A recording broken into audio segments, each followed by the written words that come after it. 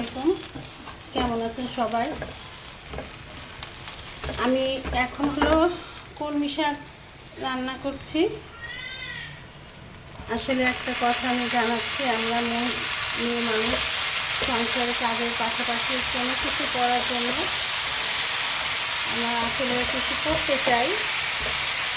তা এত কষ্ট করে আমরা বিভিন্ন রান্না বিভিন্ন কাজের ভিডিও দেই, রিচ বাড়ে না। আপনারা সবাই পোস্টে এসে লাইক কমেন্ট করে যাবেন। এখানে কলমি শাক ভাজি করতেছি, সরিষার তেল দিয়ে পেঁয়াজ রসুন দিয়ে ভাজি করব। ওকে, ধন্যবাদ। এই যে আমার শাকটা কলমি শাক পরিপূর্ণ হয়ে গেছে। শাক এরকম সবুজ থাকতে থাকতে নামাতে হয়, বেশি করলে কালো রং হয়ে যায়, তখন ভালো লাগে না দেখতে, খেতেও ভালো লাগে না। শাকটা একটু কাঁচা কাঁচা রাখলে ভালো হয়। আমাদের বাসার সবাই এইভাবেই খায়, আমার সবসময় এইভাবেই ভাজি করি।